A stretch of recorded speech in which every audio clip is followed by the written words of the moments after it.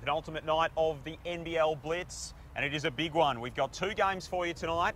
We get to find out who wins this tournament and takes home the Loggins Bruton Cup. First of all, we have got Adelaide. They take on Tassie. Tassie 2-0. Derek Rucker, it's been a very interesting week for the 36ers. It certainly has. We know the moves that have been made. I think it's going to release a lot of their players and take a little bit of an emotional burden off of them. But the team to talk about is Tasmania.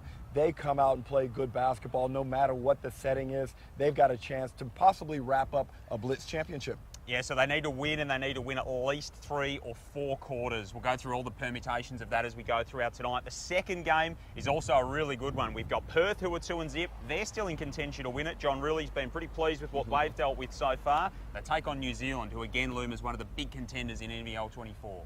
Two legitimate title contenders in our second game of the evening, and I think Perth are probably going to get up. I think they've got a little bit more to play for. John Riley's trying to get a championship edge into his team. It's going to be a great game, and it's a great night of basketball. It is hot here on the Gold Coast. The action's going to be hot tonight. It's all coming your way on KO Freebies.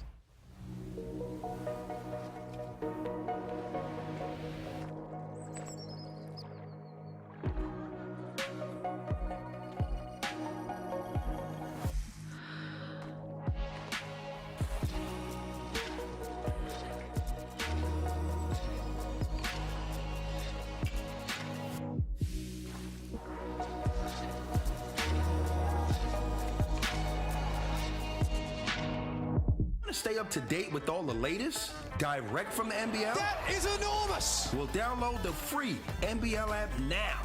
It's jam-packed with live scores, stats, exclusive content, and much more. Get it from the App Store and Google Play now.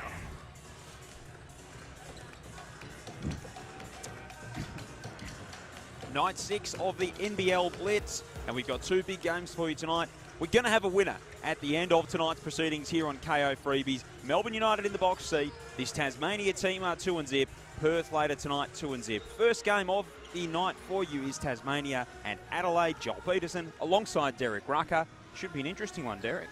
Should be outstanding, and I expect a much improved performance from the Adelaide 36ers this evening. There's no doubt in my mind that they will be a much relieved team, and a lot of attention probably released with the departure of Jamal Franklin, which is unfortunate for him, but we move on. The JackJumpers are a legitimate championship contender, Joel.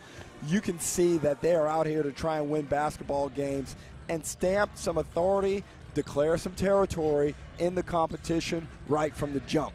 Absolutely, they are. They're such a fierce, ferocious side all the time. Scott Ross instilled a real intensity into this unit that they bring pre-season, regular season, every single time you see them. Adelaide will be a really interesting watch tonight. Of course, Jamal Franklin and the 36ers have parted company now. How do they respond tonight? They don't have Jacob Wiley this evening. There is no Jason Kadee either. So there's going to be an opportunity for some guys tonight to really step up and show CJ Bruton that, hey, if we're going to be down an import, then I can come in and fill some of those minutes. And that's correct, Joel. And I think actually it will make CJ's job a bit easier tonight. It simplifies his rotations. Guys know they're going to play really good minutes. I'd like to see a guy like Nick Marshall, who they gave an extended contract to this offseason, get out there and get some burn and see what he's capable of. I think Sunday Desh has been underutilized, and that's no one's fault. It's just they've had so many players in those swing positions. Now there's some space freed up, an opportunity for guys to show what they're capable of doing leading into this season. So Tassie 2-0, Perth 2-0, Melbourne 3-0 on top of this NBL Blitz table. Of course, they're playing for the Loggins Bruton Trophy. So Melbourne United have got 3 games in the bag. Essentially what needs to happen tonight is Tassie probably need to win and win all 4 quarters to bank the maximum 7 points. If they win and they win 3.5 quarters, then we go to total points 4. So we'll run throughout those machinations as we go throughout the night. For Perth, it's a little bit simpler. They're 6 points behind United at the moment. They need to win. They need to win 3 quarters. I think they only need to score 74 points to overtake United in terms of points 4. So the equation is a little bit simpler for the Wildcats tonight in terms of if they get the job done. But they're coming up against New Zealand in the second game of the night, which is going to be no easy task. It will not. And New Zealand have played really good basketball. They lost the other night to this JackJumpers outfit, but there was really nothing in that game. Both teams looked really good. And I would say Melbourne United, Tassie, and New Zealand are the teams that look primed and ready to go if the season were to start tonight. But we know it doesn't. We got another week to go, and there's room for teams to make adjustments, tinker with the lines. We see vision there of Trey Kell III.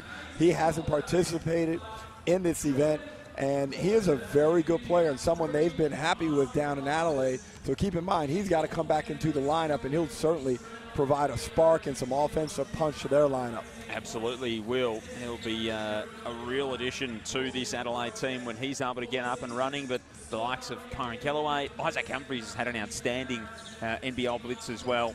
We know that when he was in Adelaide the first time around, before he got injured, he was right in MVP contention. Hopefully for him, he can recapture some of that form. He looks to have started the season in really fine fettle. And he's been around for so long that we actually overestimate his age. He's a big. Bigs don't come to full fruition until much later in their careers. And Isaac Humphries, he's just an outstanding guy. He's a very good player, and I expect him to have a significant contribution this season, provided, Joel, and this is always the big one, can he stay healthy? If he stays healthy, he has the ability to be a second-team All-NBL performer. See a little bit of Marcus Lee on screen there in the warm-ups for Tasmania. Of course, a former Melbourne United teammate of Isaac Humphries, gives them some real bounce and energy as that big sort of really elite roll man going to the hoop. And, you know, the two-man game with he and Milton Doyle throughout the course of the season is going to be a lot of fun for this JackJumpers team. Maybe something that they haven't had previously in their 2 seasons so far.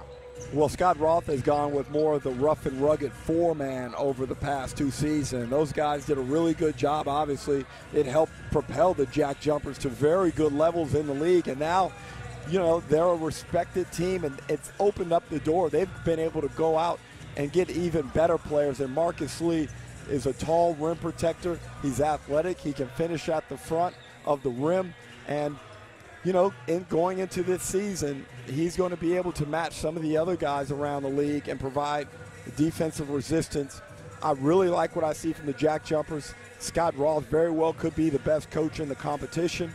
They're going to be in the hunt for a very long time. And, of course, Joel, they've got the tremendous supporter base down in Tasmania. Absolutely they do. Cheerio to all those listening down in the Apple Isle this afternoon. Of course, the second last night of the NBL Blitz. Perth and New Zealand, our second game tonight. Illawarra and Cairns tomorrow, and Sydney and Brisbane round things out tomorrow night here on the Gold Coast. Starting lineups are in. Jordan Crawford's out there, so he makes it 3 straight starts of the Blitz for Tassie, alongside Jack McVeigh, who hasn't missed a start. So too Milton Doyle. Fabian Krizlovic, one of the new additions to this Tassie starting lineup.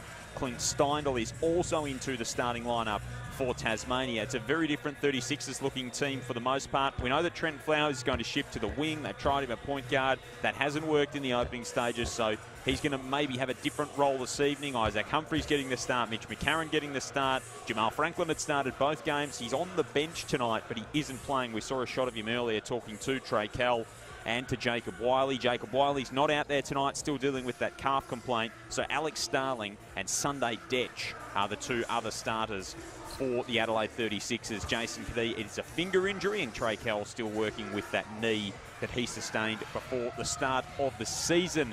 So a big test for the 36ers tonight. They come up against a proven finals team in Tasmania, albeit a team that's retooled, and particularly in terms of their Australian content, has recruited really well. Majuk Deng coming in, Majuk who's not here. We know that Junior Madut can really shoot the ball as well. Scott McDonald comes in to that DP spot with a couple of injuries again, and Anthony Drumick, a strong leader, and of course a former Adelaide 36er. Yeah, it's a very strong team, and it's funny that you say they changed up the starting lineup a bit. I looked at the starters for tonight's game, and they legitimately could be starters for a lot of other teams. So such is the strength of this JackJumpers team, and about ready to get underway. Absolutely we are. Isaac Humphries and Fabian Krizlovic to do the honours. Night 6 of the NBL Blitz. The penultimate session is underway, and Adelaide will control it off the tip. Clint Steindl providing plenty of physical pressure on Trenton Flowers straight away. Adelaide with the ball on the opening possession. Humphries sees a double team. Offloads to Starling. McCarron absorbs some contact and puts back his own miss. And a good start right there from Mitch McCarron. Somebody who Adelaide 36ers fans will hope can show a bit more engagement in this final Blitz game. We know he has the talent. We just want to make sure that he's confident and ready to play that utility, but also be able to drive the team and organize the team. Crawford's had a couple of promising performances for the JackJumpers. Just a fascinating player into this Tassie system at that point guard position. He's certainly not the tallest in stature, but he brings a wealth of experience. He's a very different player to what we've seen Scott Roth recruit in the past. Yeah, well, we mentioned the contributions of Josh Magetta over the first 2 seasons with the JackJumpers. He was outstanding.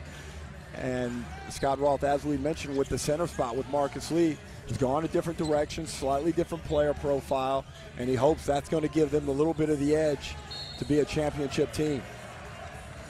Starling draws the foul. Another newbie to the NBL, and such a terrific story. Good patience there.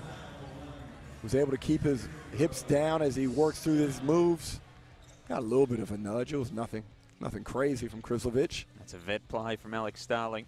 He's been dominating in South Australian basketball for so long and finally earns his opportunity off the back of Australian citizenship.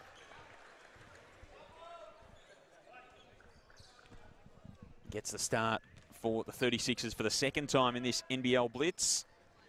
Sixers having lost to New Zealand by 26 and Perth by 32 in the first 2 games. Tassie beating Southeast Melbourne by 13 to open things up back on Saturday. And then New Zealand by 7. Pass goes right from Jack McVeigh, another former 36er out there. McCarron all the way underneath to Humphries. Beautiful play, and the 36ers out and running. I kind of envisioned this start for the Sixers. Again, less options to play, more opportunity as McVeigh lets one fly. And I would think Scott Roth is starting to get a little bit impatient over there. I know it's only a preseason hit out, but the standard is the standard. And they're pretty high standards that Scott Roth holds and his team has lived up to in his first 2 years in charge. That is for sure. Just patrolling the bench on the other side of the court from our commentary position. Starling seeing a little bit more of the ball in his hands here. Down to red numbers on the shot clock. That one's way off. And so Tassie, having not scored in the opening 2 minutes, will get their first look at it. And Milton Doyle coming off such an outstanding season last season. He is really the stir that straws the Tassie drink. McVeigh working down low on Detch. That one's a bit wild, but Doyle can step into an open 3. Just not clicking early for the Jackies here. Both teams doing a decent job defensively. Tasmania have been switching all exchanges between players. Probably not enough cutting on both ends just to disrupt that switching scheme. Let's see if McCarron can line something up. Just a little bit short. We know that Crawford can get things going on the offensive end. He can't connect either. Flowers wants to push it in transition now. Coming downhill, doesn't get the finish. Jack McVeigh back the other way. So it's a fast and frenetic start early, but the scoring hasn't been hugely prolific for either side. Beautiful handle from Crawford. Tidy little pass to Krislovich. Turnaround won't go. The shooting woes continue for Tassie. None of 5 to start this one. And now Doyle called for the foul. Might have been a little bit of frustration in that one.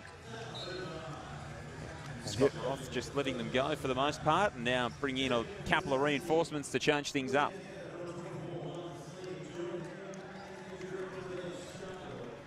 Where have you got Tassie in your pecking order? I know we haven't nailed you down for some pre-season predictions yet, Ruck, but where do you factor Tassie into the equation? I've got them in the top 4. I was wavering earlier in the week after watching some of the other teams play.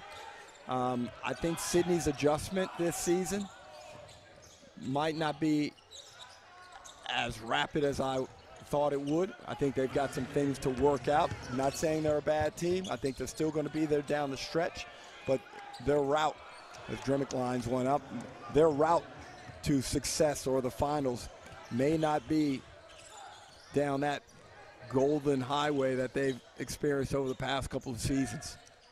Flowers lining up a 3-ball. That's a good Stein. He liked that.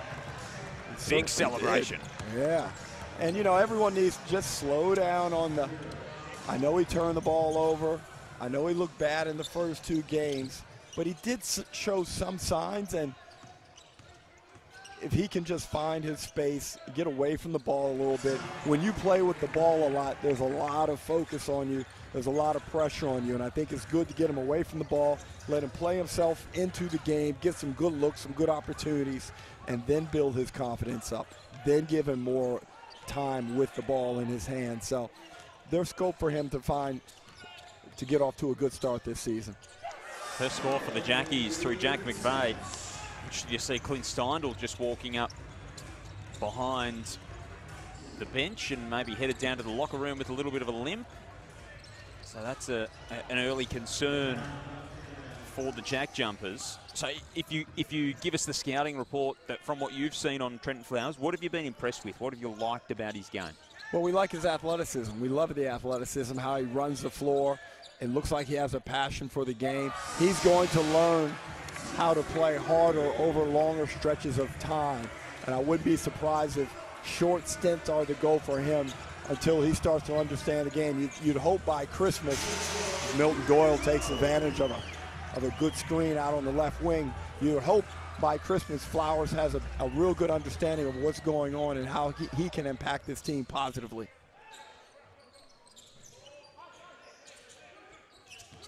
Here he is, the handoff with Isaac Humphries. So here's a bit of pressure. Gets to the baseline, and now he has to find a path out of there, and he couldn't. So where's the room for improvement that you see in his game? If you were coaching him, where's the first sort of areas that you'd be looking to not necessarily improve in his game overall, but maybe just a couple of focus areas to get him on the right track and settled at the NBL level? Well, if we look at that play right there, I think your question is very timely because he got the switch and the matchup that he wanted, but then he rushed it. He should have backed that thing out, been patient, analyzed the floor and his man. Instead, he tried to just go a little bit too quickly. Doyle feeling it now. And so it's just that overall patience, Joel, learning the game, learning that you don't have to play at a frantic pace all the time, learning to change pace, and then knowing when to kick it into high gear and use those physical gifts that he has. He's got plenty of them.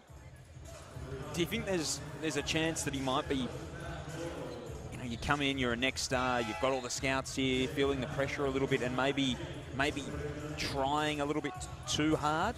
Of course, he's 18 years old. And if I was 35 and I was in this situation, I'd be trying too hard. Are you kidding me? But, he's going to be fine as the season goes along. I'm extremely confident of that.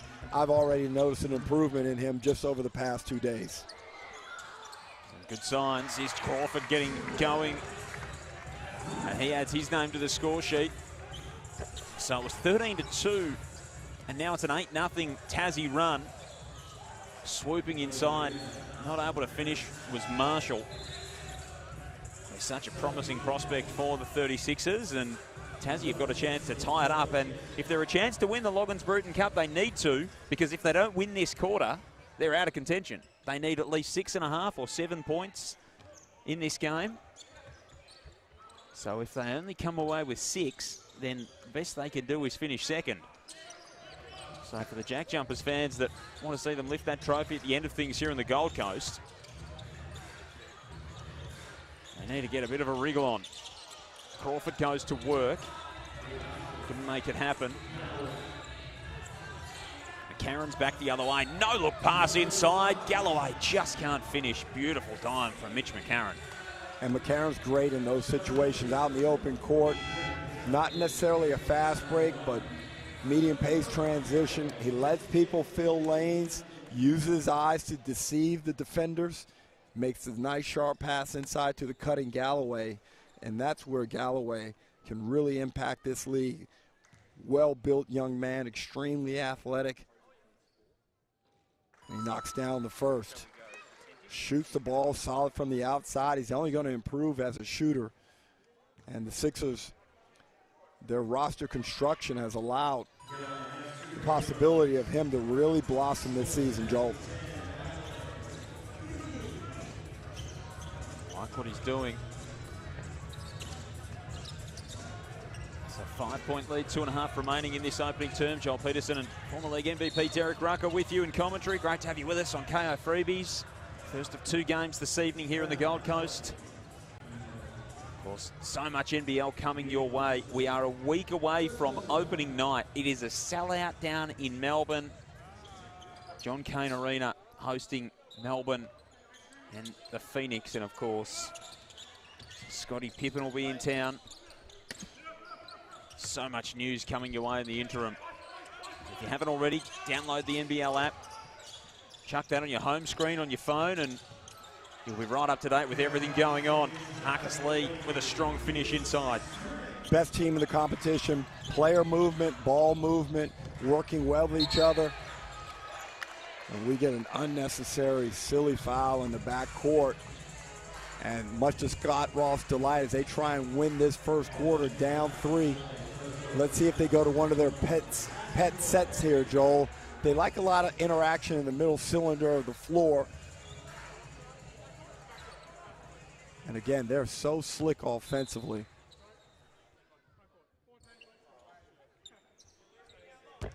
Juk Dang made the transition from Cairns down to Hobart. He's an extreme weather type guy. He could have landed in Sydney or somewhere in between, but just went from completely one to the other. Sean McDonald comes up a little bit short. He would have had to buy jumpers and all kinds of stuff, you'd imagine.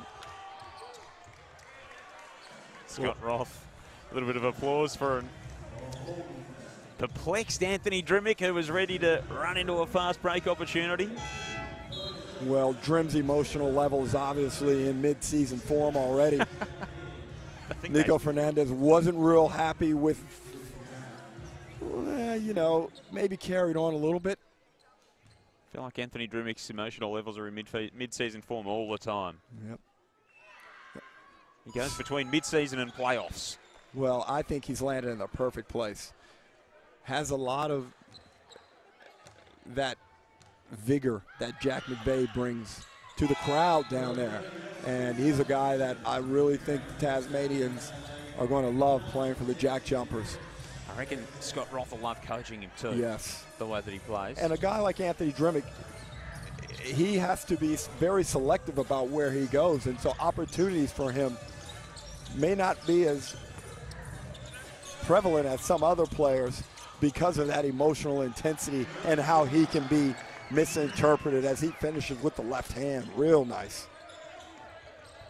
It's all about quantity or quality over quantity in terms of that opportunity when you're someone like Anthony Drimmick. McCarron out to Toy Smith-Milner on the drive, a little bit of contact, and the big Kiwi will step to the line. So I think we'll get an idea of where the focus is here with 78 seconds, down 3 with 2 free throws to go. How will Scott Roth instruct his team to approach these final 78? Because right now I'd be coming down and getting a quick one if we're going to be down 5. We need to get as many possessions in as possible. Looking at a 4-point deficit now. Let's go quick when we get this ball. Try and get on the rim fast. Maybe 3-point shooter kickouts. Smith-Milner rattles in the second. Couple of changes, or one change for Scott Roth as well. Junior Medort replacing Jordan Crawford. Of course, former Phoenix wing. Crawford has played all over the world, most recently in Turkey. He's an interesting fit in this JackJumpers setup. Let's see what they do come up with here. Minute 8 remaining in the first quarter, I should say. And Sean McDonald's let it go.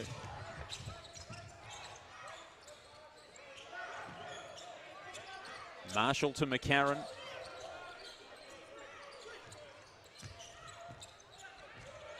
Back to Nick Marshall, who hung in the air for a moment. Well done from Flowers to keep that alive. And McCarron comes up with the result. Great play by Flowers. Very underrated play right there. He reached out over the sideline, flicked it back in to keep the possession alive. Good patience from Adelaide tonight. I like how they're looking offensively. They're not rushing. They've only got 2 turnovers. They're looking after the ball.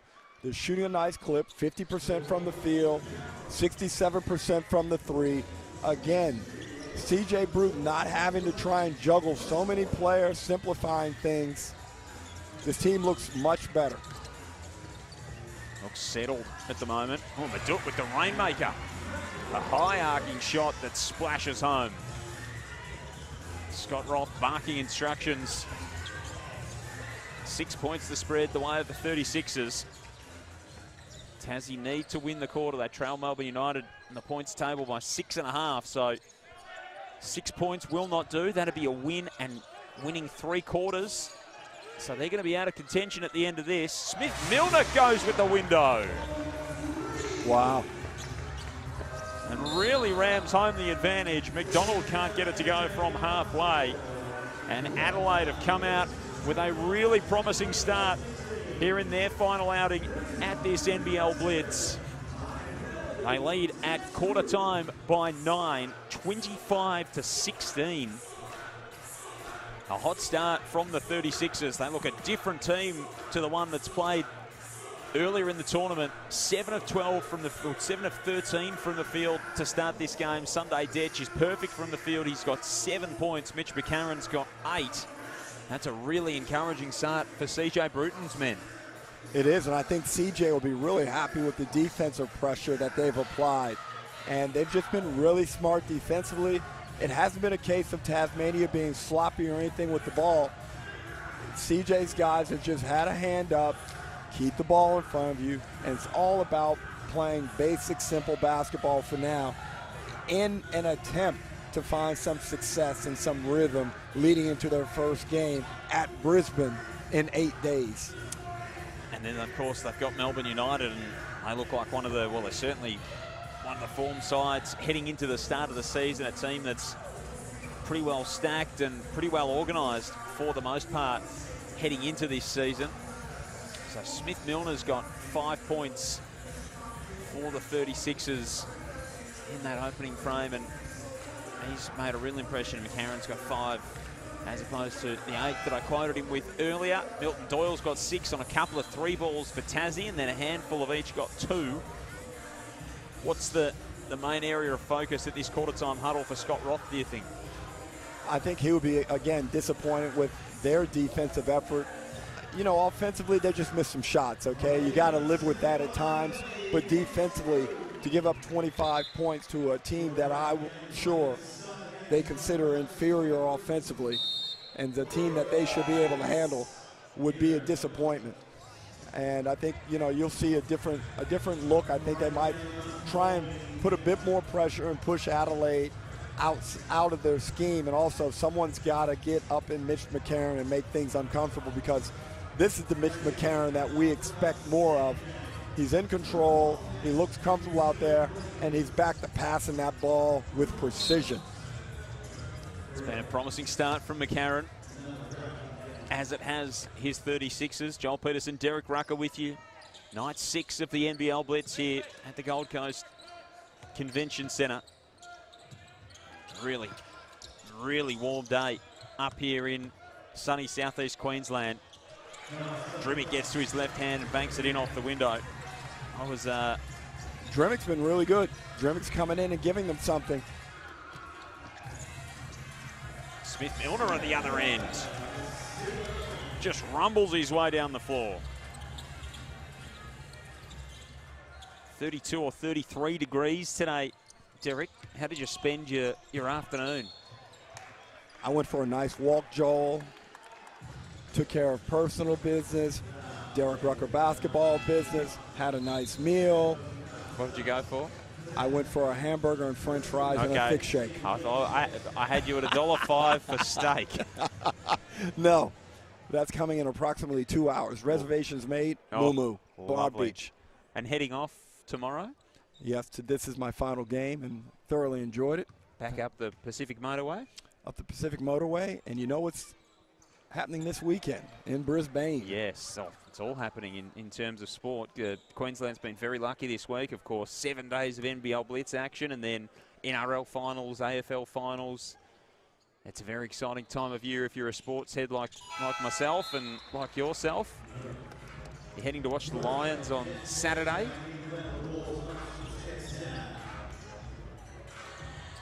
That is very cool. And of course, Brisbane then hosting the first Friday night game of the NBL season as well. Smith Milner again with a soft little touch. He's made a very nice impact. And, you know, he's a guy who's floated around the league, and people, just because you don't play major minutes, there's a belief that maybe the guy can't play. It's quite clear he's a good basketball player, and he's showing it right here. McCarron out in transition, finds Milner. Oh, thought that was going to go down. He pulled up in rhythm. Good play from McCarron. McCarron looks sharp. Yep, just making the right plays. At the other end, the JackJumpers not as razor sharp as they'd like with their second unit in at the moment. Majuk Deng rolls to the hoop. That's a nice finish off the window.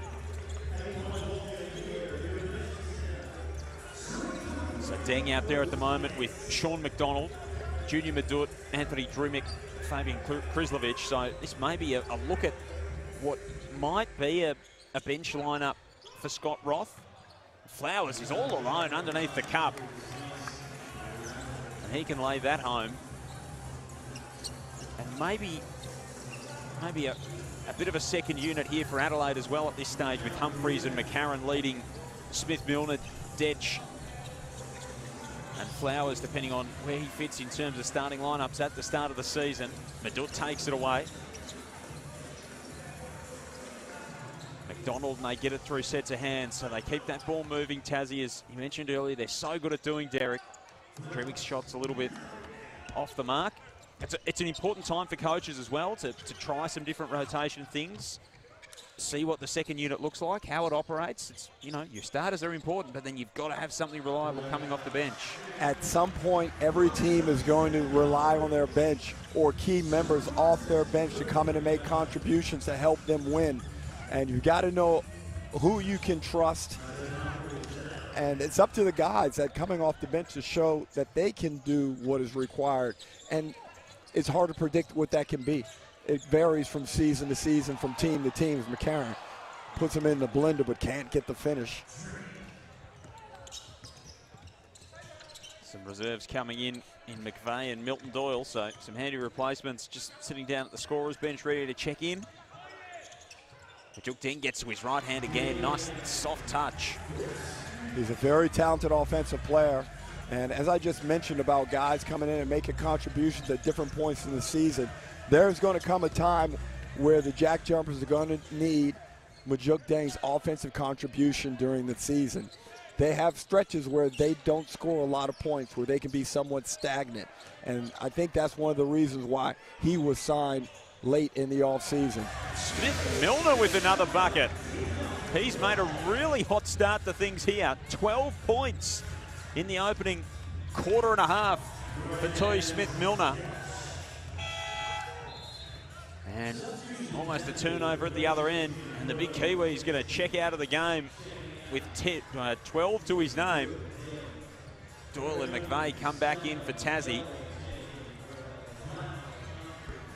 And Krislovic brought all the guys in, all the JackJumpers in, and had a bit of a talking to them. They want to up the urgency here. They have come out a little bit sleepy, Joel. 13 points, the biggest lead in the game so far. I would imagine that Scott Roth doesn't tolerate that lack of intensity. I feel like if Scott Roth had a checklist for the things that he wants his team to bring, intensity would be first, second, and third on the checklist. And then smarts. Yeah. The rest of the stuff is nice to have. They're the must-haves. as far as the JackJumpers coach is concerned. Quite a few JackJumpers fans here as well, enjoying some of the warmer weather. Seen quite a few Jackie scarves getting around. In my mind, Derek, they've got the best kits in the league, the JackJumpers. Ooh. I think the contrast of the green and the gold is just beautiful. I think green is a really underutilized color in sport. I like the new Perth ones. I really like the black ones. I thought those looked really sharp. Yep. And I mean, one of the great things about being here in person the last few days is you do notice things that you don't usually see. Seeing the Sydney Kings uniforms in person, I mean, those things are just gorgeous. They're just iconic. Timeless. The pinstripes, absolutely beautiful. Works of art. And so they're not outstanding, they're not like different, but they are just absolutely terrific. Even the Melbourne United M. Yep. That M is starting to grow in status, and you look around the stands and you see that M, and that thing is starting to really mean something. I mean, and in a short amount of time, that has grown. It might be a reference lost on you as a Queenslander, Derek, but it just makes me want flavoured milk. Jeez, man, that wasn't even what I was. Here's Doyle. Not quite. Yeah, those Perth kits are very, very tidy. McCarron with an acrobatic finish. He's trying all kinds of stuff. And this is what we expect, what I expect from Mitch McCarron to go, how he needs to go out there and play basketball. Now he gets back and knocks it loose. Let's just play. Let's go out and play. When he's hesitant, when he looks like he's not emotionally involved, is when he just gets the bad results. And you can see Coach C.J. Bruton, the way he embraced him there. You can see that C.J. is happy with, like, yes, Macca, this is what we're looking for. Now he's got to keep that, Joel, when the other guys come back. You can't just play at that level when you got absentees. You got to do that when the full squad is out there. Such a key part of their lineup. If all things going well, Jacob Rigoni getting some extended run out there for the 36ers, the last of their DPs to sign. Detch, off hands, Rigoni gets it back to Sunday Detch, who hangs, hits, and will go to the line. And great offensive hands on the rebound there by Rigoni, and good awareness to kick it out to Detch right away. And he went to his best Michael Jordan super light switch of hands over to the left. Beautiful and one move. Were you born when Jordan made that move? I'm just gonna go out on a limb and say no. Possibly not. I know what you mean. I know the reference. I know. I'll do some quick Googling and I'll get you an answer on that. I'm going to go with 1993. Oh, that move was made. Well, we might be line ball then. 92 maybe. Ball. We might be line ball if it's 93. 92 is a little bit early for my speed. Nick Marshall's pass is knocked down by Doyle, and an open court opportunity for the Jackies. Doyle with the spin move. Oh, terrific from Milton Doyle. Oh. That is some of his best. Oh my, that gorgeous move. Love to see a good spin move, tight. 91. So no, is the answer to your question. Okay. I know what I'm dealing with this season. Starling as the shot clock expires. That won't go. Big collision of bodies, and he keeps his own ball alive. Great hustle. I like the emotional level Adelaide are playing at, too. They're playing a little bit of anger, like they sense people have been talking poorly about them. Bit of a point to prove. It's been good to see for the 36ers. Game-high 15-point lead. And they've come out and stung the Jackies. Galloway's going back the other way. Leans in and hits. That lead continues to grow. It is now out to 17. In the opener, I said that I expected an improved performance, but This is certainly way above what I anticipated. This is dream world kind of stuff for the 36ers. In a pre-season that has been a bit of a roller coaster. Doyle checks out, and it is going to be a timeout. So 25-42, 36ers up. Just over 2 minutes remaining, 2.5 minutes remaining here in the opening half. Joel Peterson and Derek Rucker with you. Great to have you with us. NBL Blitz night 6 here on the Gold Coast. First of our 2 games of the evening, Perth and New Zealand. Your former teammate John Riley walking past a little while ago. Love JR, just a great guy. Very animated and angry as a coach. Far more than he was as a player, I might say. Yep. Which is interesting. What was he like as a teammate? Excellent teammate. I think I put out a list a couple of months ago, not that anyone cared, but I put the list out there anyway of my all-time favorite teammates, and John Riley was in there. We shared the backcourt together for 5 seasons at West Sydney. One of the best shooters in NBL history, and I think he's doing a really good job with the Perth Wildcats, transforming them post-Trevor Gleason, and that's a tough follow. Yep. A lot to live up to. A lot to live up to.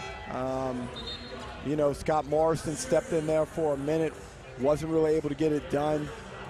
He decided to return to America with some personal things going on, and John Riley gets hired, and it looks like he has a team that's going to be around for a long way this season. They'll be such an interesting watch, given that they've still got a spot that they could fill. Whether they fill it, whether they feel that they need to. Oh, wait a minute. You're from South Australia, right? I'm a Victorian that lived in South Australia. So you still hate Perth, right? Did it rub off on you? I've actually never been there to even consider hating Perth. I'm going there in a couple of weeks for the first time, and I am looking forward to it. Joel Peterson loves Perth, just to the Red Army. Just leave him alone. He's a really nice guy and a great commentator. I'm looking forward to heading over there and being a part of the environment at RS Arena. It is probably the place that I've always wanted to go and watch an NBL game. Fantastic. And I always enjoyed being able to play against the Perth Wildcats. Rivalry with Ricky Grace started back in 1990 when the gentleman to our right, Cal Bruton, was the head coach. And since then, they've just been an absolute powerhouse. Rigoni fumbles it out of play. They've been the model of success. Rigoni's a good story. He won his spot at training camp. Initially, he didn't get the DP spot, but he stuck around and kept training with them and earned that final DP opportunity. Rasmussen, Alir, Harvey White, Jacob Rigoni, the DPs. As Jack McVeigh starts to heat up and the Jackies start eating into this lead. Key 90 seconds here, Joel. Adelaide got to hold on a bit here. How much ground can the Jackies make up? McVeigh's fouled on the way through. And Sunday Desch and the Adelaide guards have done a really good job on Jordan Crawford. Not an easy assignment, but Desch significantly taller, but maintains a good low center of gravity. And he's able to get down in the stance and contain Crawford. And then he's also in tight confines, trying to use his physical stature. Oh, Desch gets the block on Crawford.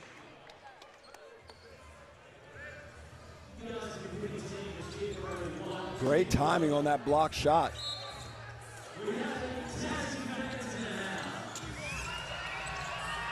Crawford from the corner, long two, won't go. Has been a vastly improved performance from this Adelaide team. Smith-Milner tosses it inside to Desch, and that one doesn't quite work as he'd hoped. There was no need to force that in. It's just got to be patient, swing the ball. They could still swing. They could have swung Desch again through to the other side of the lane and continued that mismatch. Smith-Milner just a little bit over-eager. Drimmick with the matchup on Flowers. Creates some separation. Back outside to McVeigh. Thought about the shot. Sizes up Smith-Milner. Backs his way inside. Terrific move. And now Flowers and Drimmick getting into it a little bit. Nico Fernandez having none of that.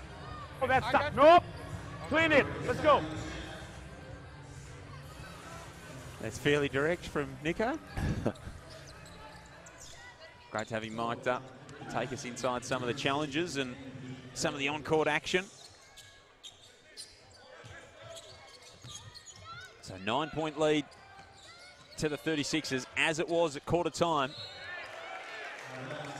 Rigoni's pass deflected. And I like Adelaide's thought process there. They declined to go 2 for 1, and I don't always think 2 for 1 is a good idea. And I didn't think it was there. They need to play this down, make sure they get a good shot here. McCarron goes behind the back, can't get it to fall. Humphries can though. Mitch McCarron's tried all kinds of tricks in this first half. McCarron looks fantastic. Crawford gets fouled, puts it up. Wanted the three-point opportunity, but won't be coming his way. It'll be a side out. And that was very close. He almost got it off in time. It was a smart play from Crawford. Just a smidgen too late, Joel. A little bit louder next time and he'll hear you. You could just about reach out and touch him. He's going to be such an interesting watch this season, Jordan Crawford, to see how he fits in this Tasmania lineup, the style of defense that Scott Roth likes to play, and that being maybe not his calling card, but a challenge that he's going to have to meet. Drimmick's getting physical with Rigoni this time. Crawford finds McDonald in the corner. Can't quite end this opening half on the right note. And Sunday Detch launches it from midcourt and rattles it home. It was after the buzzer. And it is an 11-point lead to the Adelaide 36ers here at halftime. 44-33, a really promising start. Toy Smith-Milner with 12 points to lead all scorers in the ball game. They came out with a vastly improved effort and attitude, this 36ers team, and they've been really good here, Derek. They have. They've done a great job on the boards. They've dominated the JackJumpers, and they've limited the JackJumpers' easy opportunities. The JJJs are only shooting 39% from the field. That's a great job, and I think C.J. Bruton would be really happy with how the teams approach this just from a mental perspective. They've gone out there, they've moved the ball offensively, they've played good defense as a unit, and when their opportunities have come, they've been able to knock down shots. And I like the fact also that they've been able to get to the free throw line at a decent clip, having taken 12 compared to the JJ's 2.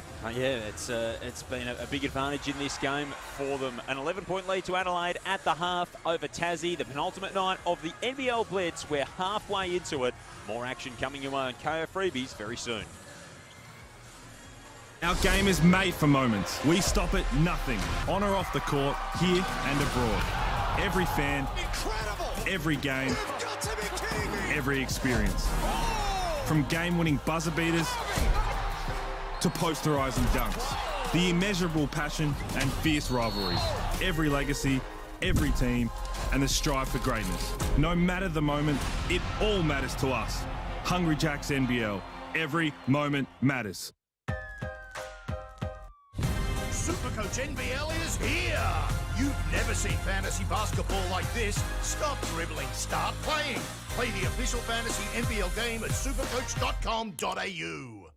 Don't miss a moment of NBL action. On the court, away from the court, exclusive access, player interviews, free agency moves, next stars, and much more.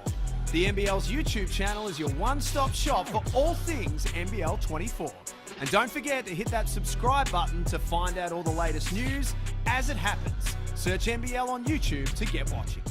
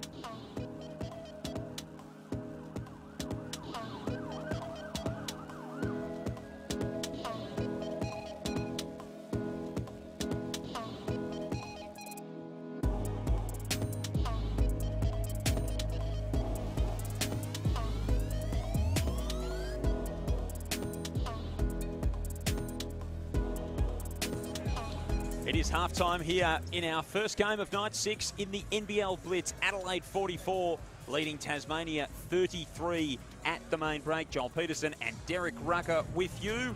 Great to have the NBA draft expert from Draft Express, Jonathan Gavoni, joining us in the coverage. Jonathan, great to have you with us. Great to be here. How are you guys? Yeah, very well, very well.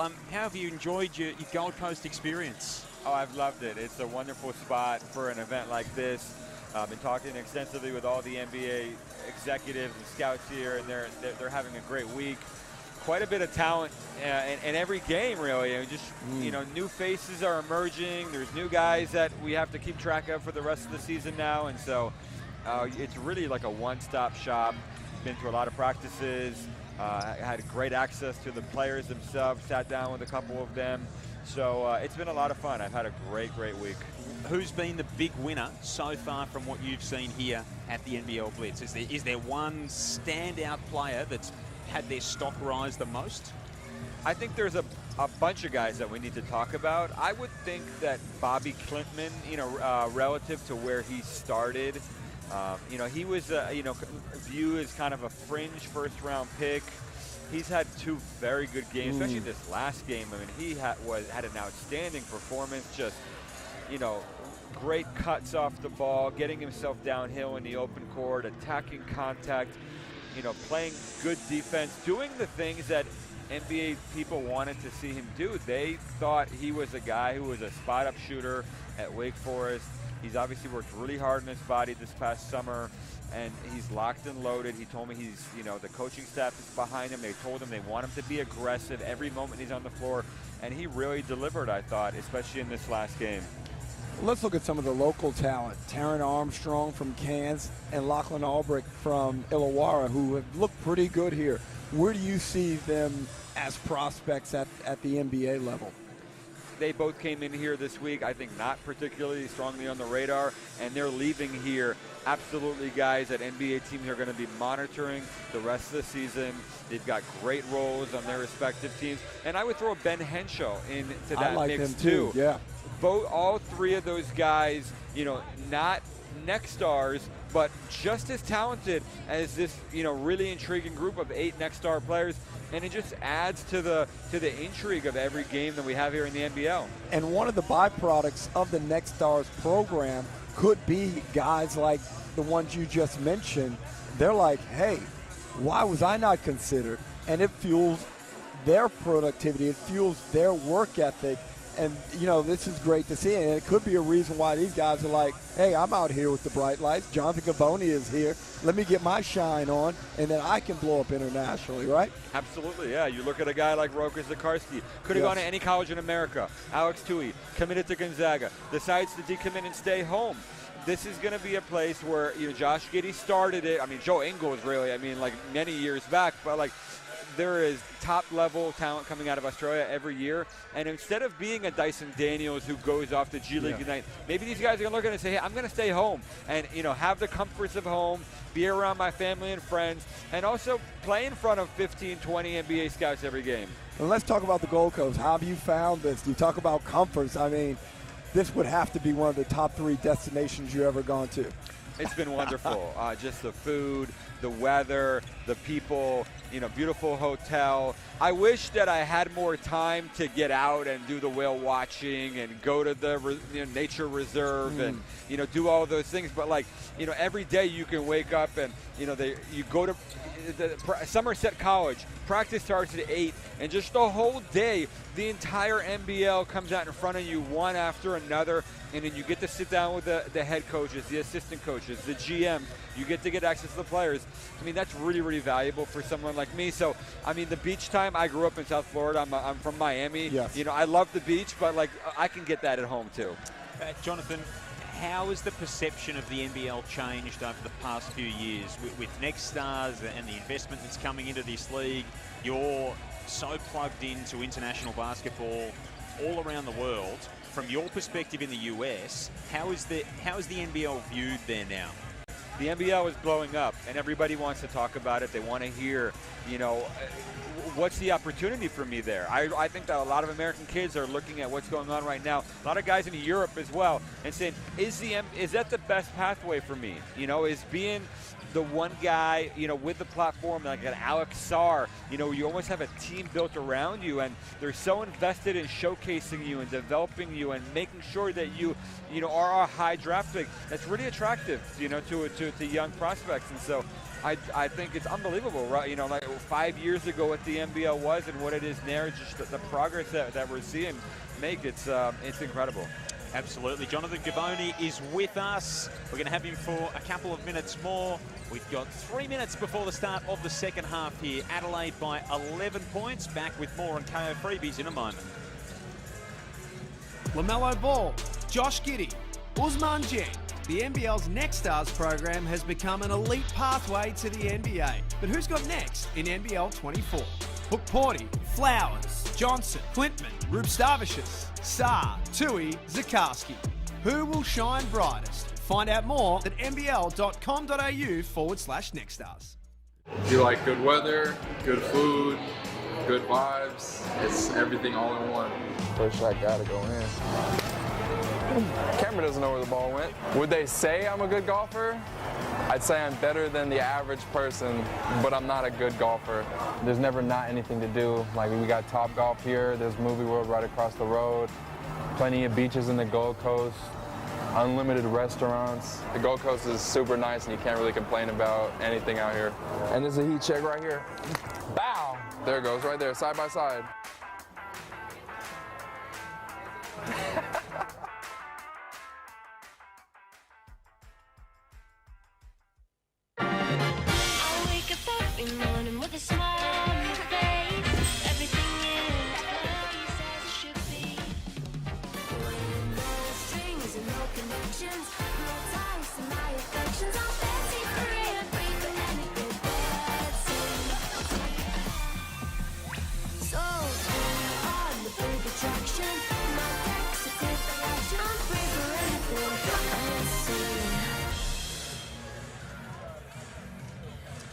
Half-time, it is night 6 of the NBL Blitz. It is Adelaide by 11 points over Tasmania, 44-33. Joel Peterson, Derek Rucker, and Draft Express's Jonathan Givony with you. We're picking the brain of the NBA draft guru as we head into the second half here. The big story out of the Adelaide team is, of course, Trenton Flowers, next star, who has looked a bit uneven in his first 2 games. What were your impressions of his first 2 contests, and then what have you seen from him tonight so far? This is going to be a major transition for Trenton Flowers, going from, you know, playing not the highest level of high school basketball to this. And I think, to his credit, he's responded. His first game against New Zealand was not good at all. I think this game that he's playing right now is his best half by far. Made an open 3, you know, strong cut and finish.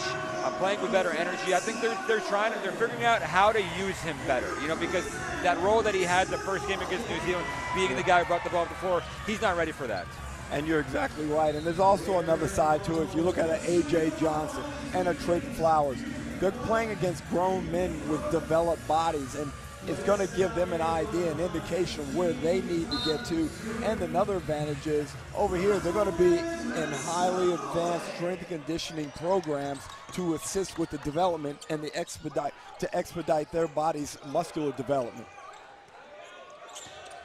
Such a big factor. It's going to be fascinating to watch. McCarron going up among the trees and can't connect. So that 11-point Adelaide 36ers lead. Who's been the biggest surprise for you, Jonathan? Is there anyone that wasn't on your radar that now is, that you've seen here at the Blitz? I mean, Derek mentioned Lachlan Ulbrich. I think, I mean, the 20 minutes game that he had, that performance, you know, initiating from half court, you know, clearing out, you know, playing through contact, making the open 3, the short roll pass. I mean, just his game, there's a lot of versatility there. He's a big, strong kid. He plays really hard. He's really skilled. And it looks like he's going to have a great role for a very deep Illawarra team. And his energy. I just like the way he carries himself. He's got his shoulders backing up. Doesn't look like he shies away from anything out there on the court. He's vocal, Jonathan. And for a young kid to come in there and direct the defense, he was even instructing guys, that's a nice dime, he was instructing guys where to go offensively. So I have a feeling he's got a bit of a point guard's brain, and that's invaluable as you're projecting forward to the NBA, because guys are looking for that Draymond-type player, somebody that he can put out there on the top of the floor and make good decisions and be skilled with the ball. Makes such a difference. McCarron rises into a free throw line jump shot, first score of this second half for the Adelaide 36ers. What does the next few months look like for you as obviously NBA season's just around the corner with Media Day a couple of weeks away and that type of thing? After you head back home after this NBL Blitz, where do you go from there over the next sort of month or so? Next trip will be to Colorado Springs. USA Basketball has their annual mini camp. They bring the 80 best players in America, age 15 through 18. It's a great opportunity to see the cream of the crop going up against each other, competing for spots in the Nike Hoop Summit, at the Under-17 World Cup next summer, the Under-18 FIBA Americas Championship. So, I mean, USA Basketball, I mean, if you can get all those kids in one gym, it's really like a war. It's just the way they scrimmage against each other. Is there anyone in that Okay. Flowers show some real athleticism. Anyone in that you're particularly looking forward to? I mean, seeing? it's the names that you know. It's Cooper Flagg, it's Cam Boozer, it's AJ DeBonza, it's Tyron Stokes, it's Brandon McCoy. I mean, there's some big-time talent coming out of the U.S. here the next few years. Some really talented young prospects. It's a good take through contact for Trenton, going and attacking the rim, getting fouled. And he's making that adjustment that you want to see. And so, I mean, the NBA scouts, I think talking to them about his experience, they weren't overly concerned with the way he struggled in game one. They said, this is a marathon, not a race. We want to see how he looks, in a month, 2 months, January, February. How much is he going to grow? Is he going to fight through adversity? They want to see him, get better every single game. Oh, Marcus Lee getting upstairs on the lob. Went right up to the top of the backboard and hammered it home. And Jonathan, you're right, and I think C.J. Bruton has done a good job in making the adjustment this week, getting him off the ball. Even in this game, he started off the ball, but then that last possession, they let him ignite off the pick and roll, and he did a good job of getting to the rack. Good fly out and contest there. Yep. He's playing with better energy for sure.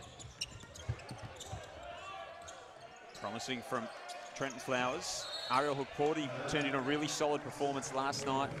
Jonathan, I saw a couple of videos on the Draft Express socials today highlighting his performance last night.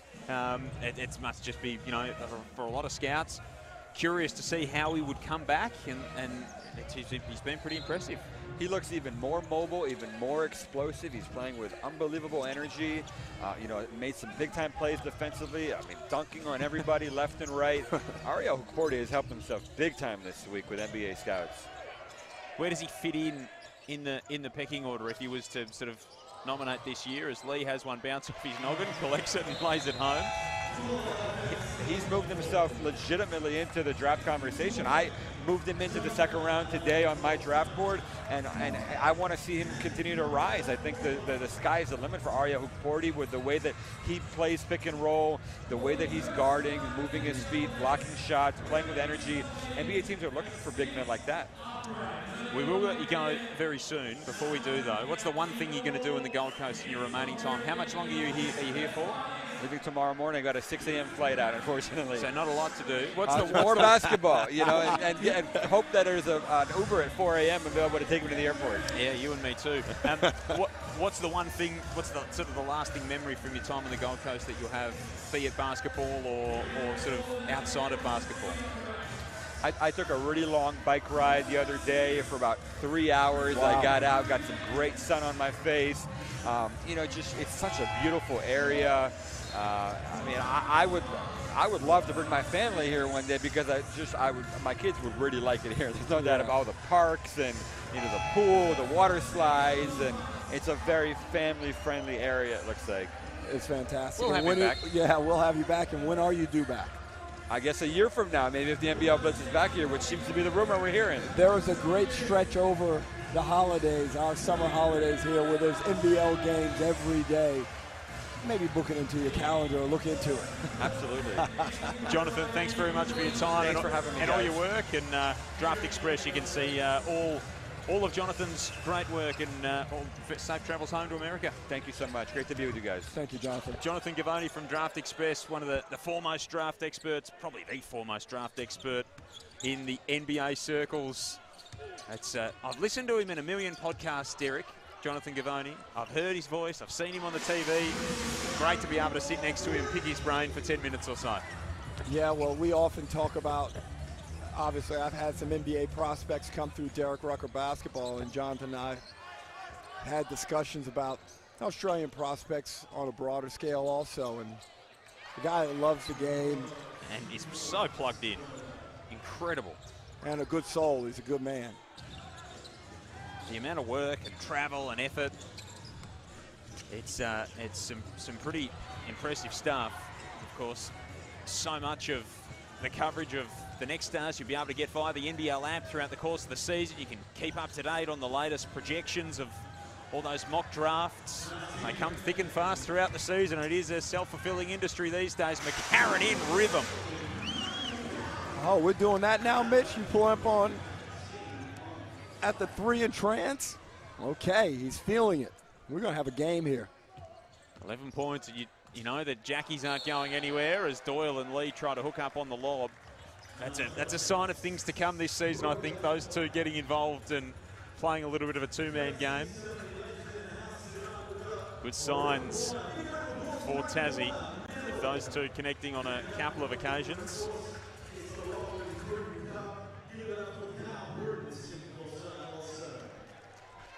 I don't think Scott Roth, now that they didn't win that first quarter, I think he'd be really happy with this position, want to see his team. When they're not playing at their best, it's quite clear this isn't the same team that knocked off New Zealand the other night. They're not playing to that level, but they've got to find it. They've got to find a way to increase their proficiency out there and get back in this game, and I'm sure Scott Roth is going to use this final quarter and a half to really drive home some points and see if his team has the resolve and the resilience to work its way back into this game. Marcus Lee comes up well short on the first free throw. See Modi Mayor a couple of seats down from us, chatting away to a couple of spectators.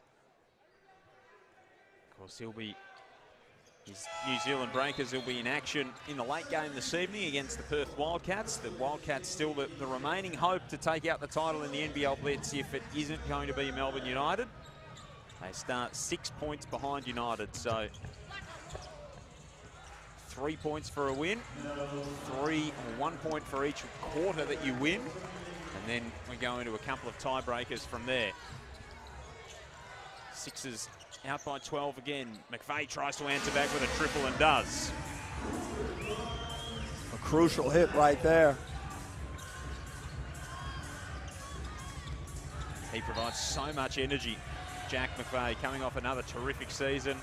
Coming off a terrific shooting performance the other night as well. 19 points, he was 5 of 9, 4 of 4 from downtown. He was really the spark for Tasmania in their last outing. Of course, that was a win over Modi Mayor's Breakers. And JJ trying to increase their defensive intensity. Right here, they feel like it's time to push. A little deflection on that one from McVeigh, looking for Doyle on the dribble handoff. Jordan Crawford getting things set up. An ideal time, Joel, to get into some type of backdoor action. Adelaide feeling a little bit stressed. You might catch them overextending. Here's Krislovic on the roll. Beautiful feed from Doyle. That was trademark basketball from the JackJumpers. So beautifully executed. Oh.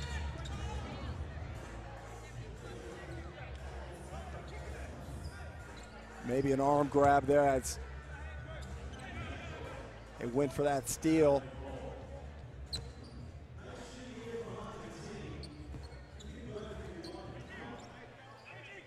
So Galloway getting some extended minutes here for Adelaide in this one.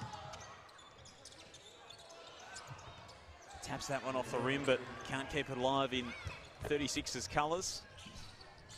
Doyle, neat pass to McVeigh, lines up another. And Jack McVeigh starting to get going. All of a sudden it is a 4-point game, an 8-0 run for Tassie. Sunday Detch trying to take back some of his own.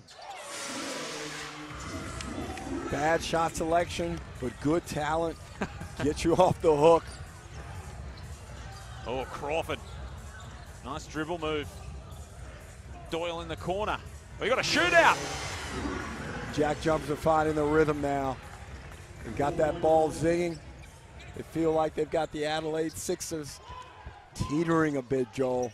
Still only got to the free throw line 4 times in this game, the Jackies, Derek. 7 3-pointers, so 7 of 19 from downtown. Sixers are 7 of 12 at the other end, shooting 59% from the field compared to the JackJumpers 52. Crawford inside, Kruzlovic. Now McDonald, he wants to get on the act. Why not? Great job of finding shooters in the corners. We know the corner 3 ball. We all want them. Now it's a 1-point game. Couple of reinforcements ready for the JackJumpers, but wouldn't think they'd be required just at the moment. Nico Fernandez spots a foul on the play. The shot selection for the Sixers has gone downhill in the past 3 minutes. They got off the hook with Desch bombing a 3, but Smith-Milner's made 2 bad decisions in the past 4 possessions. They need to tighten it up. Be a little bit more patient with the basketball. Make Tassie work. Detch, Marshall, Galloway, Smith-Milner, Rigoni out there for Adelaide at the moment. Marshall dribbles into a mid-range jumper to answer back. Get the lead back out to 3 for the 36ers. Crawford with the skates on. McVeigh and McDonald. The Mac attack for the Jackies.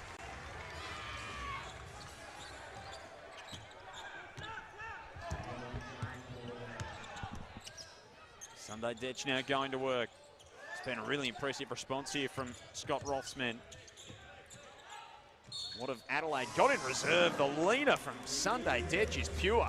Well, that's better basketball.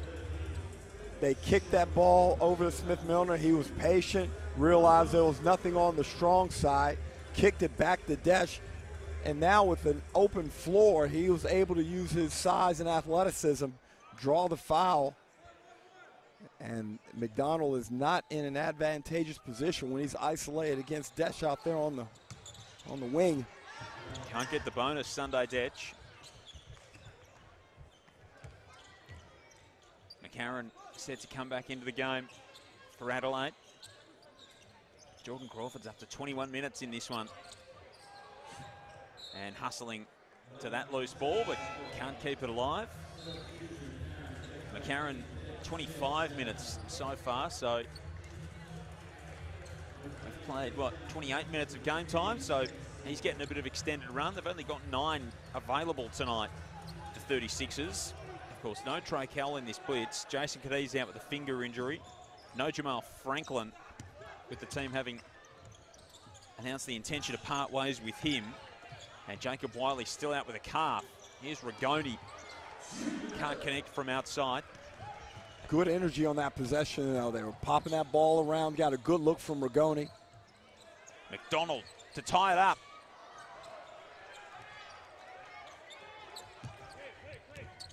McCarron's been inventive tonight and energized. Lee takes it away from Nick Marshall. Junior Madut didn't have the numbers in his favour. Beautiful ball movement from Tassie and a nice finish from Majuk Deng. And one. Foul on the play. CJ Bruton cannot believe it.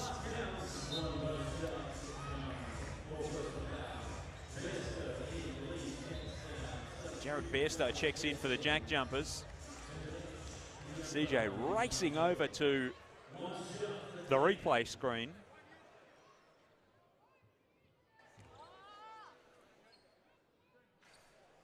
And Majukden can line up the bonus and tie it up at 63.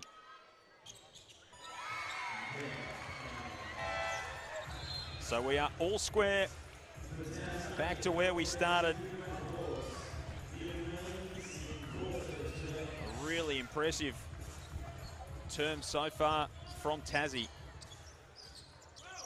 But Sixers fans already must be feeling a little bit better, wouldn't you think, Joel? Bad TO, though. Yeah, they'd have to be far more optimistic with what they've seen. 33 points in the first half for Tassie, 30 in this quarter to tie things up. Just under a minute remaining. The lead at one stage in that second quarter, Derek, was 17 points. It was 42-25 the way of Adelaide. So they've erased a 17-point deficit in just a little over a quarter. And now they can take the lead again, Tassie. But I think we learned in probably the third round, I think, maybe the fourth round, when the JackJumpers came into the competition, that you have to put them to sleep. When you have a lead on them, and this is part of who they are, they find a way to get back into games. They are never, ever gone, and we're seeing it right here now. Oh, offensive foul at midcourt. Starling and Deng got tangled up. Mitch Caron's frustrated with that call. And it's just starting to unravel a little bit for the 36ers. 55 seconds left. We're going to have a timeout on the floor. Mitch McCarron in conversation with Nico Fernandez. Good to see. They certainly want it, this Adelaide 36ers team. You can't question their endeavour and their intensity tonight. They are here to win and go home with a W. And that is great to see. Joel Peterson and Derek Rucker with you. Great to have you with us on KO Freebies. Of course, Perth and New Zealand still to come tonight as we round out the penultimate evening of the NBL Blitz. CJ Bruton in conversation. Working on his game. Yep. Early season, the coaches have got some work to do as well. A couple of the New Zealand breakers standing in the tunnel, just waiting for their chance to come out and do their thing this evening. 64-63 is the first time the JackJumpers have had the lead in the game. And I realistically think it's going to be hard for the 36ers from here. Yep. The JackJumpers are the superior team. Make no mistake about it. The 36ers, they shouldn't be tired, but certainly their belief system wouldn't be the strongest at the moment. I would see the JackJumpers really pouncing in this final 55 seconds, trying to set the table for the fourth quarter, in which they feel like they should be able to run away with this game. So you mentioned earlier, Derek, you've got them in the top four. Yes. Can I nail you down on the other three? Or are we not there yet with your season predictions? Melbourne United. Yep. Perth Wildcats. Yep. And I'm still going to, wow, this is tough. I'm tossing up between New Zealand and Sydney. And looking at Sydney, I think it just might take them a bit of time. And by the time they figure it out, the top four might be slightly out of reach. They might come home down the straight late and get into that top four, but realistically, I think I've got them in a play-in, and I'm going to go with NZ to finish in the top four. Okay. Lock that in, Joel. All right, I'll lock it in. Thanks. I will lock it in. We've got three of the same. We've got three of the same. I've got Tassie in the play-in. Sydney, New Zealand, Perth, Melbourne United, top four for me. I'm really high on Perth, though. I cannot argue with you, nor can I call you a liar. We'll see. At the end of the season, you might be able to call me a liar. No, I think, you know, you're right in the hunt. And I just find it very hard to go against Tasmania. I was thinking about putting New Zealand in for Tassie. Nice ball fake, no finish. I was thinking about changing and putting New Zealand in for Tassie, but I think I've gone New Zealand in for Sydney, but I still think Sydney is going to play in the championship series. You've got Tassie, you've got, you know, Cairns, who were a Final Four team last year that are still in the mix. Southeast Melbourne's look tidy in this NBL preseason. The Hawks look deep, as Jonathan said. Jonathan Gavoni joining us earlier said the Hawks have got some real depth about what they're bringing to the table in this NBL 24 campaign. So there is so much excitement as three-quarter time is brought up. It's a 3-point lead to the JackJumpers. They're in front for the first time in the ball game. Adelaide opened proceedings with an 8-0 run. They led by 9 at quarter time. They got it out to 17 points in that second term at 42-25. And the JackJumpers had 33 points in the first half. They had 33 points in the third quarter alone. And they turned for home up by 3, 66-63. New Zealand and Perth getting ready. Keanu Pinder standing over in the tunnel, just starting to get prepared for his foray into things later tonight. And the JackJumpers, Derek, they've hit their stride and they're really starting to get going. Well, definitely, and I think the increase in the ball pressure and the improved defensive positioning and focus has led to an increase in the turnovers from the 36ers. They're now up to 15 turnovers, and we know that this has plagued them in their first 2 games here at the Blitz. You know, you've looked at teams right across this Blitz. The other night, the Bullets had 26 turnovers in their loss. You must look after the basketball, even if you must compromise pace in doing so. And I think sometimes teams get caught up in trying to play too quickly, and I think that was part of the problem there with Adelaide. So look for them to come out under CJ's instruction. Let's just get through sets, move the ball, set good screens, real basketball basics, because it's not necessarily about winning this game, Joel. It's about setting the platform for what's going to transpire next week when we get this thing popping for real.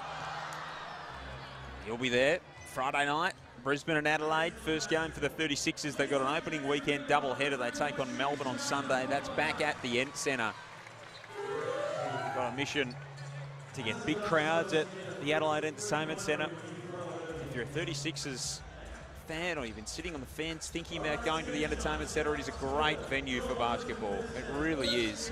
The atmosphere in that place is terrific. It's not too far from the heart of the CBD. Just grab the tram down Port Road.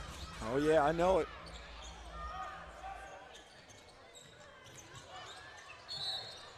Doyle drives inside and absorbs some contact on the play.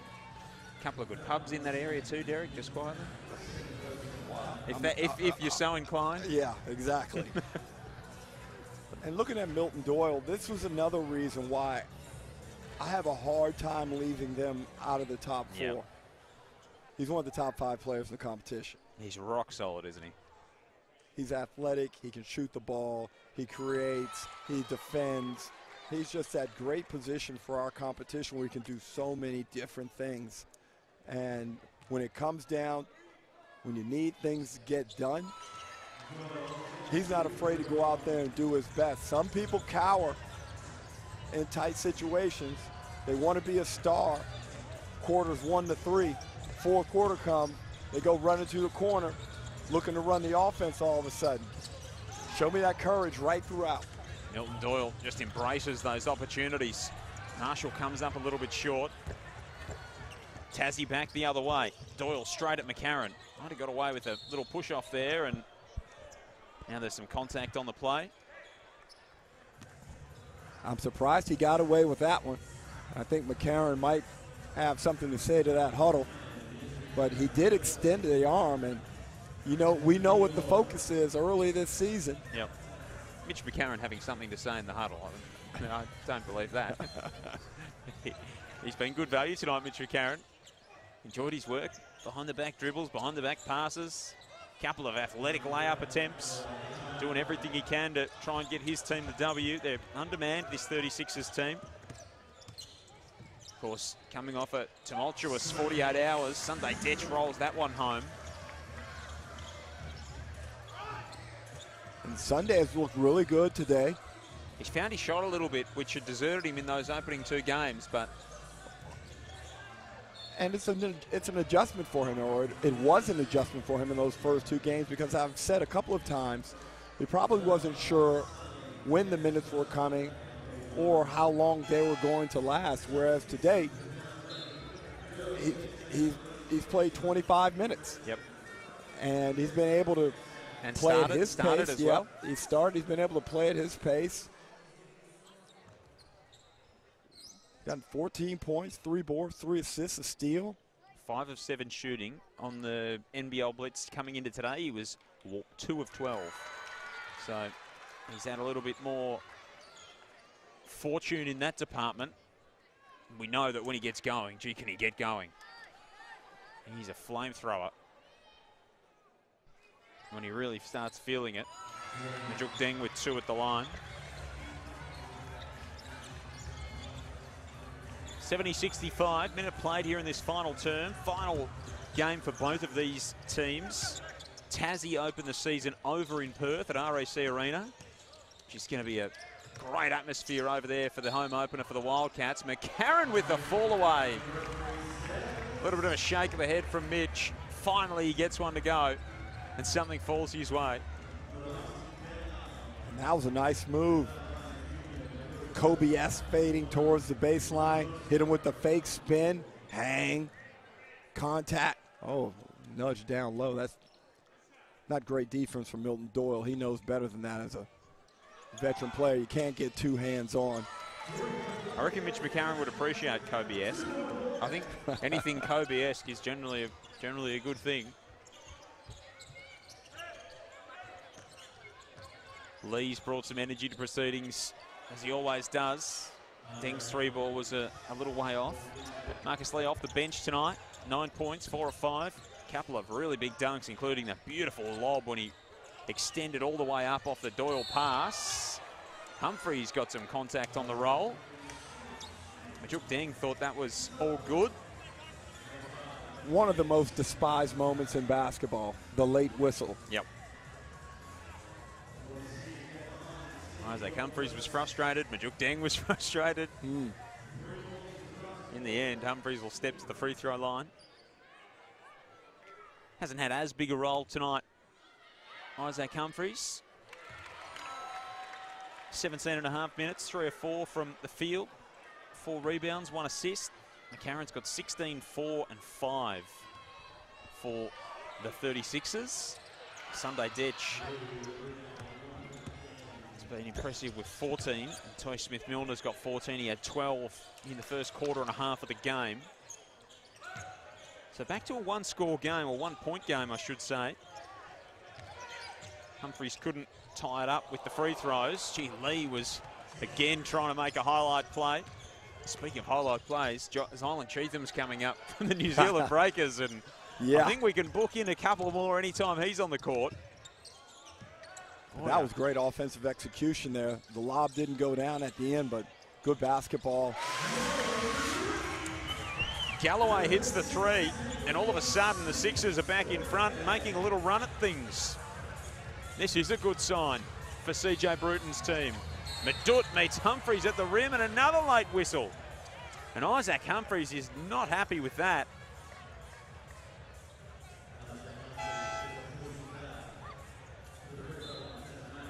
Jamal Franklin and Trenton Flowers enjoying that on the bench. Madut turns the corner, and it looked like a good contest from Humphreys. Maybe that the left arm swiping down. I'm not sure there was any contact, though, with his left arm. Tough one.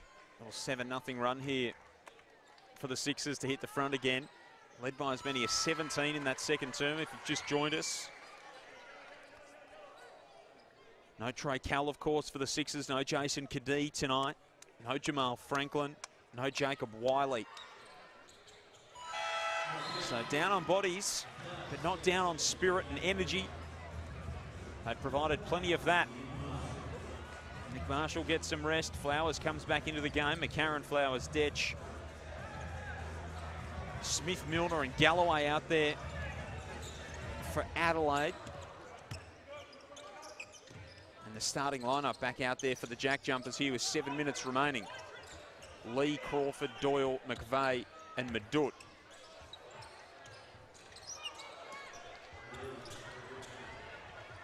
Krizlovic for Madut would be the sub, and Clint Steiner was the injury concern in that opening quarter for Tassie as well. So that'll be a bit of a concern to keep an eye on. He left the court with Olympus. Crawford gets a little flip shot to go. Beautiful shot. I would have liked to have seen him just to know if he can do it, catch and shoot that three, but he made a conservative move into the bucket with a less than conservative finish. Very nice. What are your expectations for Jordan Crawford in this team? Domination. Nice finish from Smith-Milner. I like that. He should be able to create tempo on both ends, generate outstanding defensive pressure up the court, get in the lane, kick outs, hockey assists, all that. He has the talent and the ability, and it doesn't look like he's lacking confidence, Joel. No, not at all. Seen that throughout his career. Do you have any concerns about his defensive fit? Teams in the NBL really don't seek to exploit those types of size disadvantages.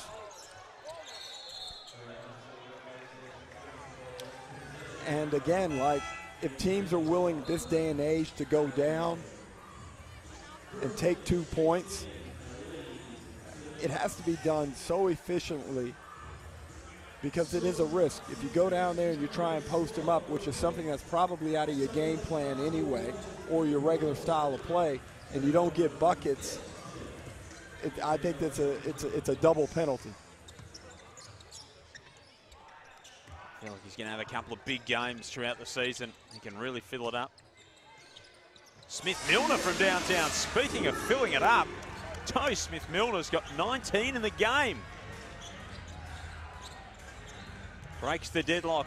36ers by 36ers by 3. 77, 74. Crawford from downtown, a little bit strong. And he turned the one down that I mentioned before, and now he's taken 2 bad ones that never had a chance to go in.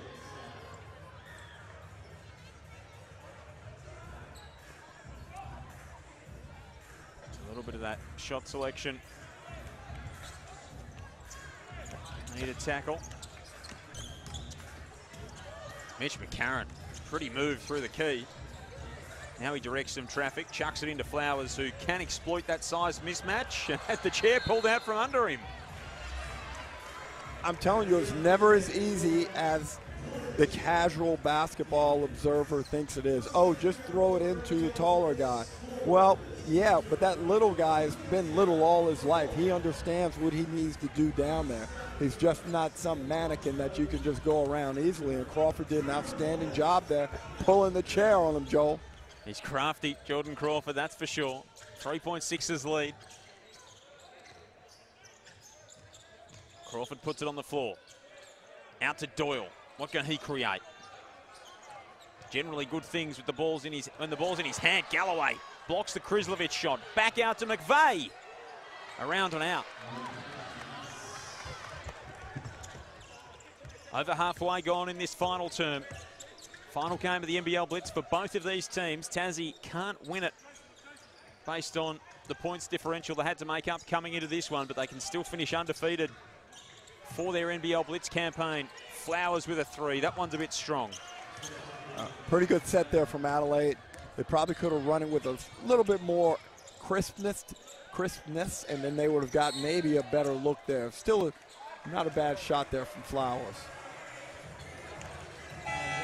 Foul, the play will be a Tassie side ball. Watching Milton Doyle in the warm-ups, one thing that really jumped out about his game is quick release on his shot.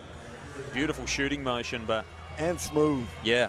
Because he doesn't play at a frenetic pace. He plays at his own pace. He's so steady. He's so smooth, as you mentioned. It's a great adjective. But then just watching him shoot the ball in rhythm, and that release, it's a quick trigger. He's like a little bit of Willie Farley, Ebby Arra, Leroy Loggins. He's got a lot of those guys blended into him. Nice comps. if you got Ebiara down the stretch. Maybe a clinching grand final game. Wouldn't mind that.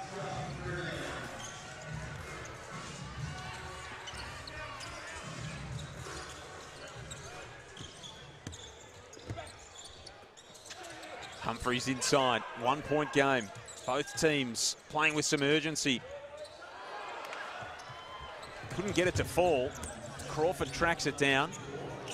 Navigates the defense, and then Starling got the hand in there. Great persistence there. Stayed Just with the stayed play. on it, didn't he? Yeah. He got beaten and then recovered really well. McCarron inside to Humphreys. Really nice move. And another assist for Mitch McCarron. That is 9 in the ball game to go with 16 points and 5 boards. So he's on track for a double-double. Doyle out to Crawford. Another one that goes begging. Drimmick will keep it alive.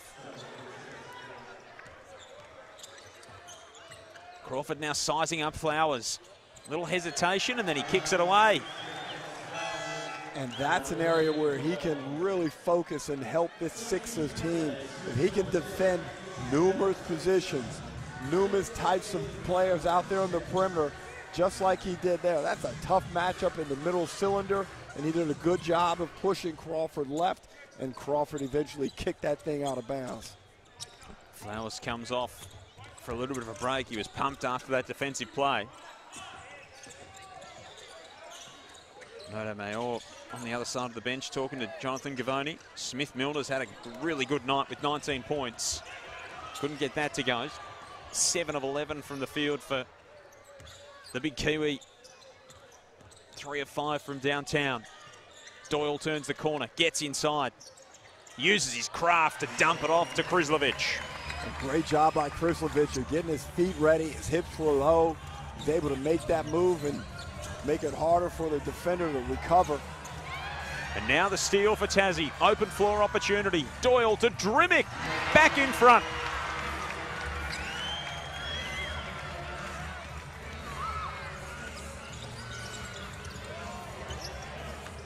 Just over 2 minutes remaining. All set for a really good finish in this one. Marshall's off the money. Not the shot you're probably looking for. That ball needs to get back to McCarron, given how he's playing. You got to get it back to him and let him try and make a play. We can get that shot anytime. Doyle takes it inside. There is McCarron. The rebound, and he'll bring it back up the floor for the 36ers. Looking for a double-double. 16 points, 9 rebounds. Flowers about to check back in. That one's through the hands of Detch. And so a turnover at a critical moment. 17th turnover of the match for the 36ers. We know that Scott Roth's JackJumpers look after the ball so well. They've only got 9 on the game. So those last 2 possessions by the 36ers, so frustrating for a coach, but yet ones that can be easily navigated and amended. You know, it's just a discussion with Marshall about understanding when he needs to look to shoot the ball, and then Smith Milner with kind of a lack of understanding of what Desch was trying to do coming out of the corner. That's just, let's be by default, dribble handoff into it. Let's not go flip with the left hand. That's a little bit more of a risky exchange there. Be a bit more fundamentally sound, especially down in crunch time, down to a minute 43. That's a key turnover. And we saw the Bullets lose games last night. Lose a game last night because of poor execution in the final 2 minutes. Went down to Illawarra. 95-88. The Brisbane Bullets. Melbourne beat Sydney by 18 and Cairns over Southeast Melbourne by 5. And that was a case of Cairns doing really well in these crunch game, or these crunch time moments. 195. They came back from 8 points down in the third quarter and executed really well down the stretch. And Trenton Flowers has had a couple of loose moments with the ball, but I would say that this is a positive game and a good indication of where his projection could lead him, because he's been good defensively. 7 points, 5 rebounds. Solid. Yeah, the defensive stuff's been really nice at certain times. Crawford to Doyle, spins his way inside, hangs and hits.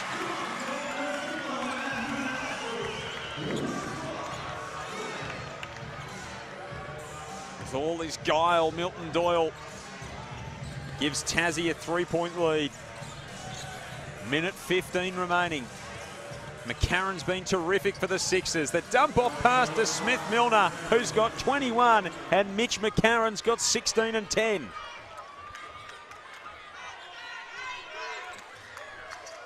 Double-double for Mitch McCarron. Big bounce-back performance. Doyle for 3. That one's a bit strong. Drimmick pulls it down to give them JackJumpers another opportunity. 50 seconds remaining. 7 on the shot clock for Doyle. Gets right to his spot. Loves a big moment. Takes what the defense provides, which is a mid-range jumper. What are you looking for here, Derek? Attack the rim here. But they're setting up late, so I wouldn't be surprised if they go for a 3 and then try and get into the foul game. Oh, Smith-Milner just lost the handle. Crawford poked it loose, and then Crawford lost the handle. Starling, vociferous in his appeal that was last touched by the man in green. And the referees all chat about it.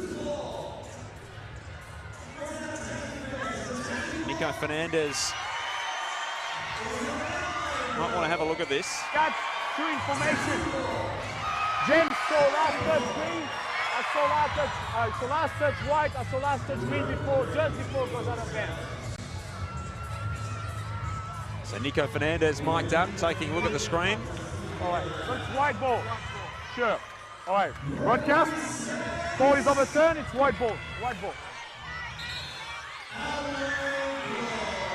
Great to have the insights of Nico Fernandez. Michael Aylan sitting over there as well, one of the senior referees. Scott Butler, the head of refereeing in the NBL.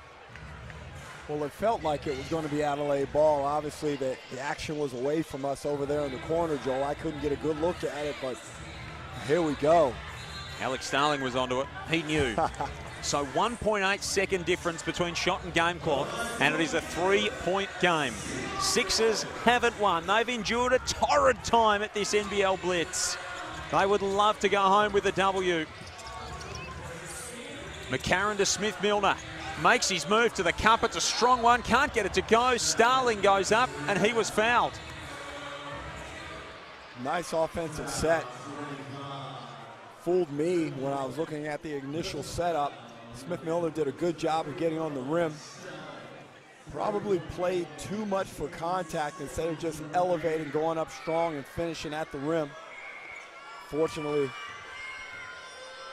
Starling was there to clean up. Big 2 here. He's been in plenty of big moments as Alex Starling dominated the South Australian Premier League for years, of course. Now the NBL 1 Central. 2-time Grand Final MVP, 3-time Defensive Player of the Year, couple of time regular season MVP. Can't get the second free throw to fall. And the Jackies with the open floor opportunity to close it out. Drimmick lays it home. And Tasmania with a 4-point lead, 3 seconds remaining, just doesn't fall the Sixers' way. An outstanding effort there by the Sixers to try and come up with that rebound, but the JackJumpers were able to dig it out. Drimmick on the leak out for an easy layup. Boy, excellent game from both teams. Both teams can go away from this one feeling decent about what's transpired here. The Sixers played a very good basketball game, undermanned, and they've shown now to their head coach that they're capable of playing a good game of basketball. And to their fans as well. Absolutely. 2.8 remaining, 86-82.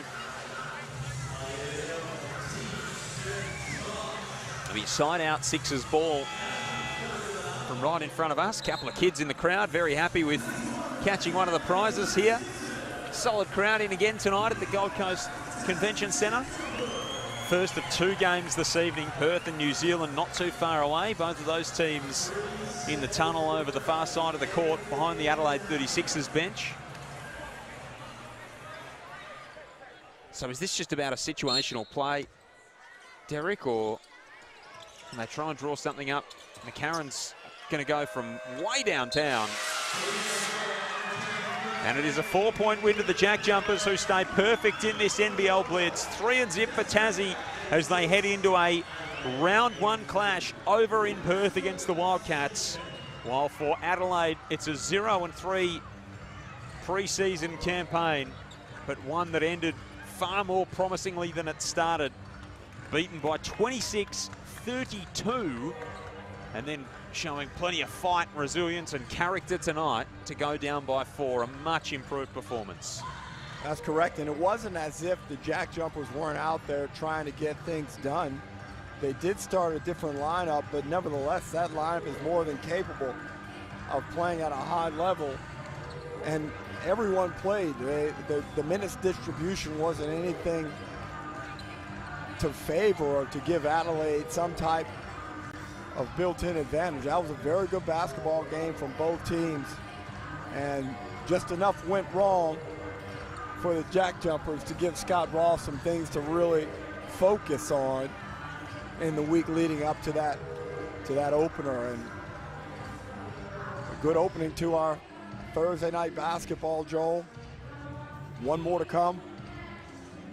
Absolutely, and this time next week, be all on for the real stuff. Thursday night action, season opener. Take a look at the highlights. Jordan Crawford got going early. It was all the 36ers early, though. They opened up with an 8-0 run. They led by 17 when it was 25-42 in that second term. And Marcus Lee had a couple of the highlight plays. He's going to be a real player to watch inside for the JackJumpers this season. He is, and schematically, the way Tasmania play offense, is going to be a lot of opportunities for him to finish those types of plays, catch and dunk, above the rim, alley-oop type action. And then they've got the local talent of Anthony Drimmick, Jack McVeigh, Fabian Krislovich, guys that have been around the league for a long time, and they know what it takes. They're professionals, and it's a great core group to have. Sean McDonald, a younger Australian coming through, trying to have an impact. Recent acquisition with Juk Dang gives them length, offensive potency, experience, and I'm really looking forward to what they're going to put together down there in Tasmania.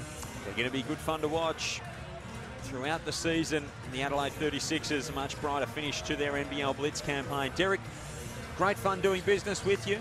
Look forward to seeing you throughout the course of the season. Enjoy the rest of your pre-season build-up, and enjoy the steak tonight, most importantly. Thank you, Joel. It's been great working with you, and I look forward to getting into it more with you over the course of this NBL 24. Can't wait. Great to have the former league MVP Derek Rucker with us on commentary here on KO Freebies. First game out of the way, night 6 of the NBL Blitz. Perth and New Zealand coming up not too far away in about 50 minutes from now. Stay with us on KO Freebies.